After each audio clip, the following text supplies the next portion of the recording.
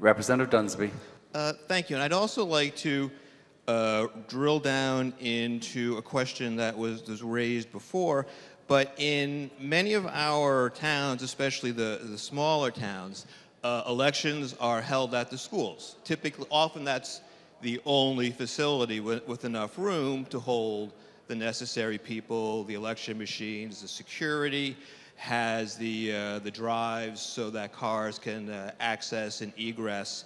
And when we have those elections, it's a big event, and it's actually very disruptive, typically, to the schools. Often the gym has to be closed for the entire day.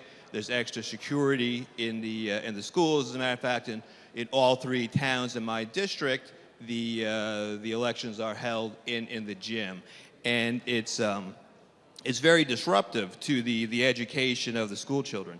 So my question is, was there any consideration given, and potentially this bill now, which does specify some specifics of 2 to 5 days, so potentially it's the 5 days plus election day, was there any consideration given to the disruption from having to have an election voting within a school over a period of 6 days when the school year is in session?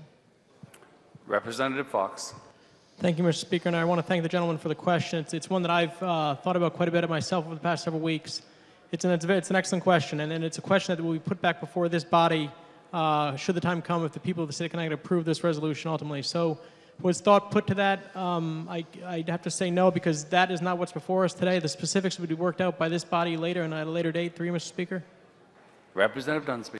Thank you, Mr. Speaker. And I will just end with a couple of comments. As has been suggested before, this is clearly a mandate. There is just no way that this will have anything other than a very significant cost on our municipalities. When you think of the people who have to be engaged, the registrars, the town clerks, the security, election day workers, it's clearly going to be very, very expensive for our municipalities. Further, it's also going to be very disruptive for our municipalities. As I just suggested, and it sounds like the proponent may actually sympathize, often elections and voting are held within schools, which are very disruptive to the school day of our children. And it sounds like that's something that should be concerning us. And that type of disruption is something that's likely to come to pass should what this bill anticipates becoming. It's very straining on towns. The town clerk, who has lots of functions to perform throughout the day and throughout the week, would now have to monitor elections during the work time. The registrar of voters and many other town staff would now have to be employed or work at a polling place and be taken away from their daily duties. For smaller towns, that can be a significant impact. So I think it's very, very expensive. Further, I just don't see what problem this solves. We have an election day. People can come out and vote.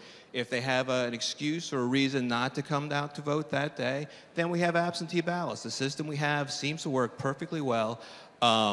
This is a tremendous unfunded mandate, and it solves no problem, and I won't be supporting it, and I just don't see the purpose of it. Thank you, Mr. Speaker. Thank you, Representative.